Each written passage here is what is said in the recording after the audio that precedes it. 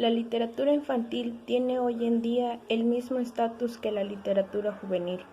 Es por eso que las bibliotecas y las librerías han dedicado un espacio importante en sesiones separadas, ya que es un objeto de análisis y de estudio en los currículos académicos.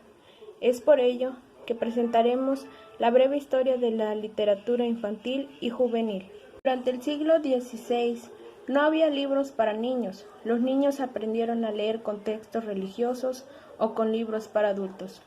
Pasado el tiempo, en 1634 y 1636, los primeros libros que podían considerar para un público infantil fueron los religiosos, las colecciones de cuentos tradicionales y cuentos de hadas. Las primeras colecciones fueron Lo Cunto, Licunti, Overo, To Tatenimiento de Perselle, de Giambattista Basile. En 1656, su Spiritual Mills for Boston Babies, escritor que se planteó en hacer un libro dirigido a niños con la idea de entretener y educar e instruir, así como en 1674, un escrito de un modelo de Cameron de Boccaccio, conocido como popularmente el Pentamerón. En el Basile recoge cuentos de sus viajes entre Creta y Venecia como Cenicienta o Rapunzel. La primera vez que un escritor se planteó a hacer un libro dirigido a los niños no tenía idea de entretener, sino de instruir y educar.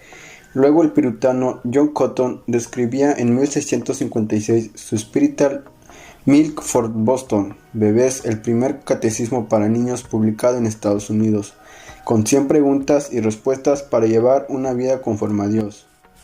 Por lo que dicho libro fue publicado tanto en Boston e Inglaterra y finalmente pasó a formar parte de The New England Primer, que lo usaron hasta el siglo XIX. En tan solo 2 años después que el libro de Cotton en 1658 se publicara el libro Orbis Pictus de Juan Amos Comenius. El filósofo y teólogo se consideró como el padre de la educación moderna.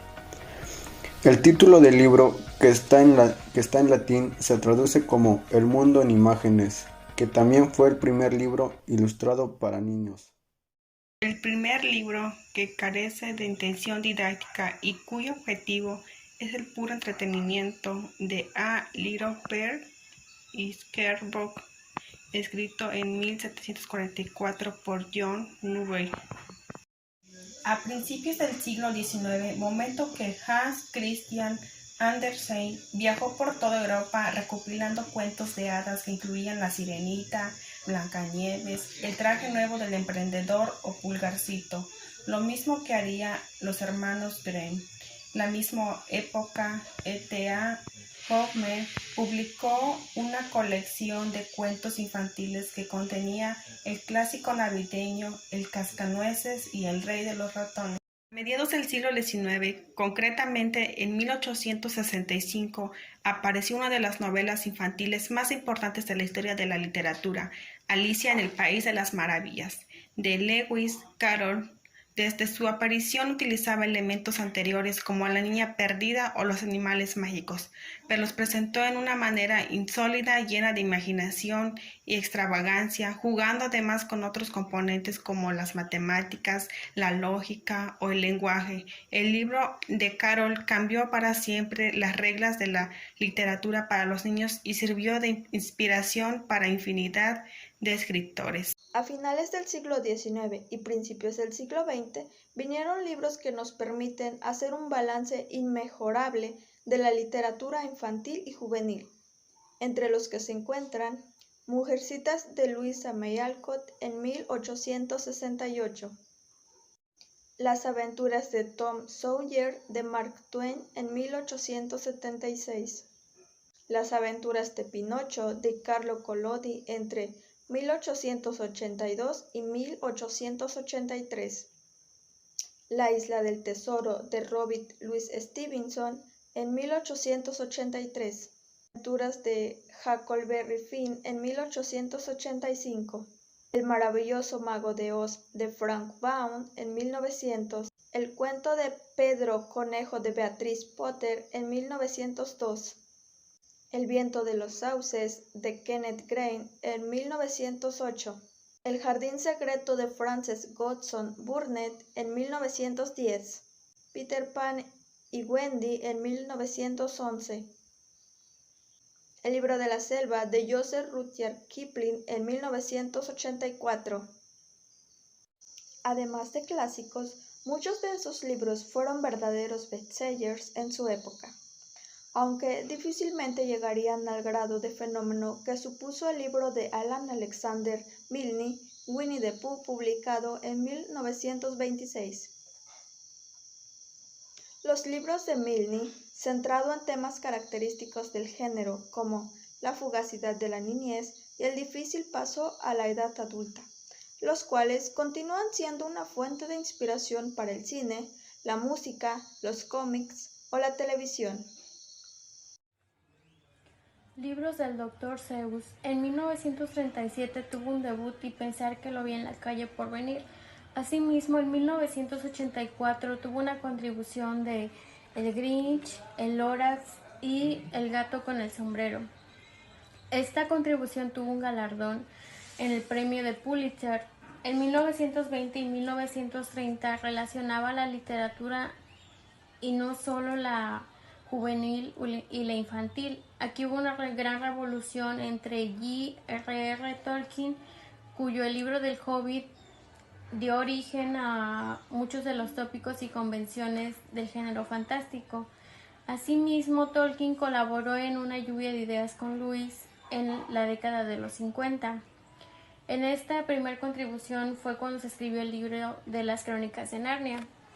Por lo tanto, en esta misma época de los 50 salió La telaraña de Carlota de Waite. En las siguientes décadas de los 60 y 70, Roald Dahl, autor de Charlie y la fábrica de chocolate, Games y el melocotón gigante, Matilda, el gran gigante bonachón, Las brujas y Relatos de lo inesperado. Dahl, que puede ser considerado como uno de los escritores británicos más importantes de los tiempos, en el año 1975 la Asociación de Bibliotecas de los Estados Unidos dio lugar a la Asociación de Servicios de Bibliotecas para Jóvenes Adultos. Rebeldes de Susan, Eloise and John fue publicado en 1967 y a partir de ese momento los editores comenzaron a descubrir el filón que había en la audiencia de adolescentes. Judy Blume destapó para un público adolescente temas hasta entonces enormemente convertidos, como el racismo, la menstruación, el sexo entre adolescentes, el divorcio o la masturbación. Blume dio a conocer el libro ¿Estás ahí, Dios? Soy yo, Margaret. Se publicó en 1970.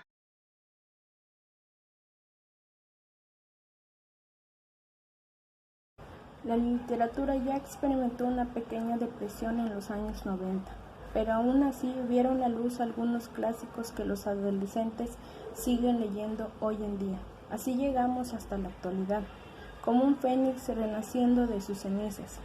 La literatura surgió en el nuevo milenio con más vida incluso en las décadas anteriores. Desde entonces, decenas de autores y de libros han comenzado con un género de novelas románticas, como la serie de Crepúsculo de Stephen Meyer en el 2005. No es tan extraño que esos libros sean leídos por adultos, porque muchos de los jóvenes que aprendieron a amar la literatura infantil, con ellos han seguido leyéndolos al crecer. De hecho, es un fenómeno cada vez más normal y ningún adulto debería avergonzarse por leerlos, como tampoco debería hacerlos por leer clásicos como Alicia en el País de las Maravillas. Con más libros infantiles y juveniles que nunca en la historia de la literatura, podemos decir que estamos asistiendo en un boom del género sin precedentes, no solo en cantidad, sino en calidad.